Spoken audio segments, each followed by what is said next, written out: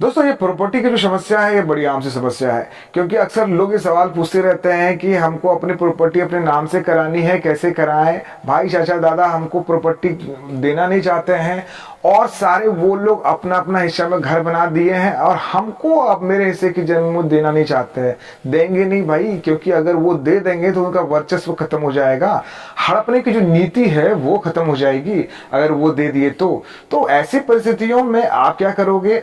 आप कैसे अपना हिस्सा निकलवा सकते हो? देखो, रास्ते तो बहुत सारे हैं, पर कुछ रास्तों को मैं आपको जरूर दिखाऊंगा जिसके आधार पर आप अपने प्रॉपर्टी अपने नाम पे करा सकते हो और अपना हिस्सा अपने से सेपरेटली अलग करा सकते हो। इस वीडियो को पूरा देखो ताकि आपको पूरी और सटीक जानकारी प्राप्त हो सके। मेरा वीडियो अगर पसंद आए तो लाइक कर देना, दोस्तों के साथ शेयर कर लेना, चैनल को सब्सक्राइब करके रख लेना, नोटिफिकेशन बेल को भी दबा के रखो। चलो आगे बढ़ते हैं और बात करते हैं कि अगर आप अपनी प्रॉपर्टी अपने नाम से कराना चाहते हो तो आपको किन किन प्रक्रियाओं से आप अपनी प्रॉपर्टी अपने नाम से करा सकते हो। देखो, कुछ जो जनरल प्रक्रिया है वो आपको तो मालूम होगी ही, लेकिन लोग करते क्या, वो शॉर्टकट अपनाते हैं। जो लॉन्ग कट है वो अपनाना चाहते नहीं है। लॉन्ग कट में सबसे जो बेस्ट तरीका है और सबसे ज्यादा सटीक जो तरीका है वो पार्टीशन शूट है। अगर आप अपना हिस्सा सिर्फ निकलवाना चाहते हो तो पार्टीशन शूट के भी करके अपना हिस्सा निकलवा सकते हो। दादा परदादा के नाम से प्रॉपर्टी है, वो दादा परदादा के नाम से जो प्रॉपर्टी है उसमें जितने भी फरीकान हैं वो आज तक इस्माल रह रहे हैं, क्योंकि वो जानते हैं अगर प्रॉपर्टी का बंटवारा हो जाएगा तो उसके सामने समस्याएं खड़ी हो सकती है, तो बांटना चाहते नहीं है। तो आप उस अवस्था में क्या करोगे?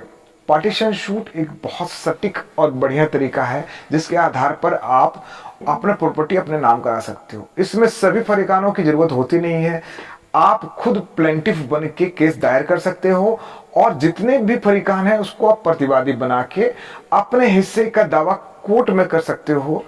और अगर उस हिस्से में बराबर हिस्से की बात आती है तो कोर्ट आपको बराबर हिस्सा करके दे सकती है। इस समस्या में कभी कभी देर नहीं भी लगती है जब तक 89 का प्रोसेस होता है।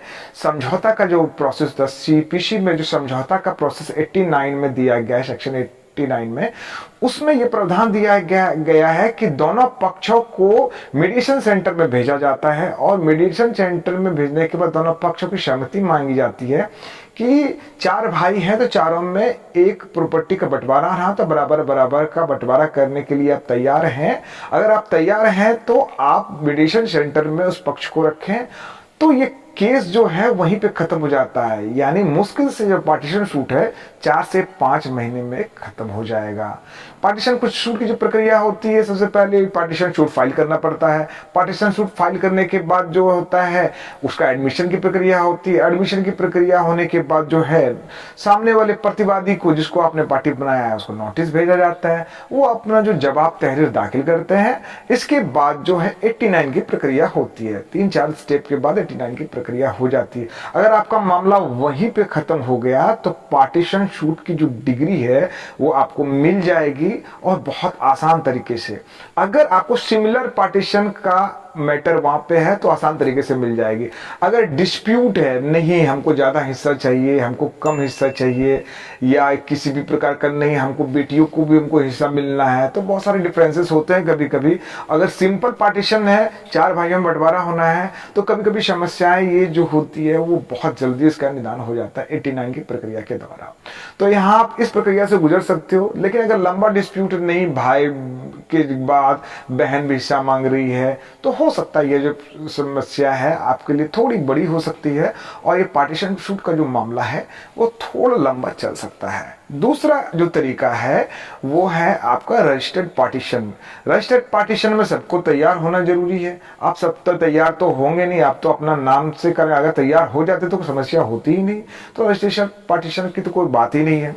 तीसरा जो तरीका है वो पंचनामा के तहत, यानी आप पंचनामा के तहत भी पार्टीशन करा सकते हो, जो जिसको प्राइवेट डॉक्यूमेंट भी कहते हैं, रजिस्टर्ड डॉक्यूमेंट नहीं है वो, उसके आधार पर भी अपना पार्टीशन करा सकते हो, तो उसकी भी मान्यता होती है। लेकिन यहाँ ये सब समस्या तो है नहीं, आपको करना है अपना जो शेयर है वो निकलवाना है। तो मैंने आपको एक तरीका तो बताया पार्टीशन सूट। उस पार्टीशन सूट पे अगर आप नहीं जाना चाहते हो तो दूसरा तरीका क्या है? देखो, अब जो दूसरा जो तरीका मैं बताना जा रहा हूं वो थोड़ा सा हटके है। इसमें आपको सबसे पहले तो आपको प्रॉपर्टी की जानकारी होनी चाहिए ही चाहिए। अगर आप जमा मंदिर रैयत हो, जमा मंदिर जमीन है, non saleable non transferable land है, जैसे हमारे यहाँ देवघर में या संथाल परगना में नॉन ट्रांसफरेबल लैंड होते हैं, जो नॉन सेलेबल होते हैं, वो सेल नहीं किया जा सकता है क्योंकि यहाँ SPT act, Santhal Pargana tendency act चलता है। तो यहाँ पे जो है नॉन सेलेबल लैंड्स जो है उसको ट्रांसफर नहीं किया जा सकता है, लेकिन पार्टीशन तो किया जा सकता है फरीकानों के बीच में। तो जो पार्टीशन हो सकता है तो वहां पे आपको उसका जो जमाबंदी का खतियान या फिर जो पर्चा है उसकी जानकारी आपको होनी चाहिए कि भाई आपके पास कितनी प्रॉपर्टी है, बाप दादा ने अपने जमाबंदी रैयत के नाम से कितनी प्रॉपर्टी अर्जित करी है, क्या उनकी सेपरेट दखल की आ रही है या फिर इजमाल दखल की आ रही है, इसका नॉलेज आपको होना चाहिए। या फिर आपके पास वो कोई रजिस्टर्ड डॉक्यूमेंट है, अगर आपने रजिस्टर्ड डॉक्यूमेंट रखा है जिसमें आपको प्रॉपर्टी का नॉलेज है तब तो कोई बात नहीं। अगर आपके पास रजिस्टर्ड डॉक्यूमेंट नहीं है तो आपको रजिस्टर्ड डॉक्यूमेंट जो है आपको उठाना पड़ेगा। कहाँ उठेगा रजिस्टर्ड डॉक्यूमेंट? आपको रजिस्ट्री ऑफिस जानी पड़ेगी। अब रजिस्ट्री ऑफिस में जाके आप वहाँ डॉक्यूमेंट को उठा सकते हो।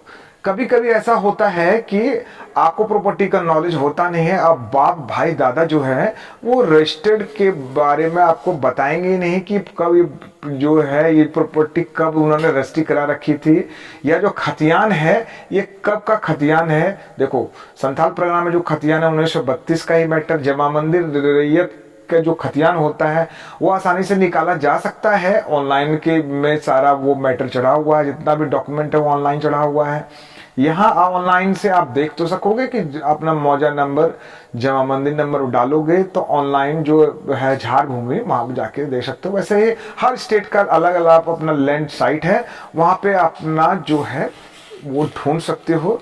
अपना भूमि का जितना भी विवरण है आपको वहां के ऑनलाइन पोर्टल पर मिल जाएगा।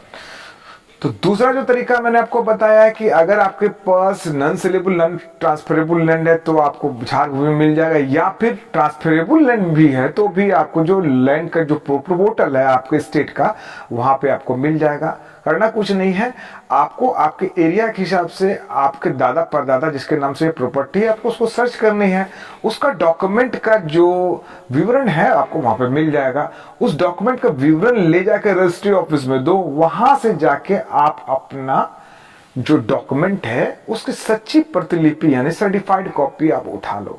अगर आपके पास सर्टिफाइड कॉपी होगा तो भी आप अपनी प्रक्रिया में आगे बढ़ सकोगे। आपने ये काम कर लिया, प्रॉपर्टी की जानकारी आपने हासिल कर ली।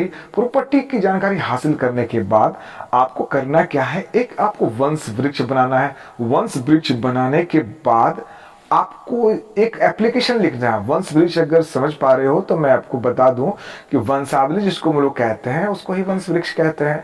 उसमें आपको दादा परदादा से लेकर आज तक के जनरेशन में जितने भी फरीकान है सबका विवरण देना पड़ता है, और लास्टली आपको ये लिखना पड़ता है कि अभी ये जो प्रॉपर्टी है कितने फरीकानों में बटनी है। इस विवरण को लेकर, एक एप्लीकेशन को लेकर, अपने डॉक्यूमेंट को लेकर और एक आईडी प्रूफ को लेकर आपको तहसीलदार के यहाँ यानी सर्किल ऑफिसर के यहाँ पे जाना है, और आपको ये बतानी है कि ये जो प्रॉपर्टी है मेरे दादा के नाम से है, मेरे परदादा के नाम से है, लेकिन जो अलग जो जितने भी और फरीकान है वो एक प्रॉपर्टी हमको देना नहीं चाहते हैं, और हमको इस प्रॉपर्टी की बहुत ज़रूरत आन पड़ी है। मैं बाहर में रहता था, मैं घर आया हूँ और ये प्रॉपर्टी हमको देना नहीं चाहते हैं। मैं अपना घर मकान बनाना चाहता हूँ, लेकिन वो लोग जबरदस्ती उस प्रॉपर्टी को दबा के रखे हैं। तो ऐसे कुछ रीजन को आपको बताना पड़ेगा। वहां आप जाओगे तो वो चाहे तो वो जांच परोक्त करा के सर्किल ऑफिसर जो है कर्मचारी को भेज के उस जमीन का विवरण लेके शायद आपकी समस्याओं का समाधान वो वहीं पे कर दे। कभी कभी क्या होता है ना, डायरेक्ट सर्किल ऑफिसर इन्वॉल्व होना नहीं चाहते हैं, इसलिए वो रेफर कर देते हैं कि आप एसडीओ साहब के यहाँ पे जाओ, वही आपकी समस्या का निदान करेंगे। तो एसडीओ साहब जो है आपके एप्लीकेशन को एक्सेप्ट करेंगे, और एक्सेप्ट करने के बाद वो फिर सर्किल ऑफिसर के पास वो भेज देंगे कि आप इस जमीन की जांच परोक्त करो, और इन्होंने जो वंशावली दिया है क्या ये वंशावली सही है, और इनका हिस्सा क्या जो है इतना निकलता है, या ये व्यक्ति झूठ बोल रहा है।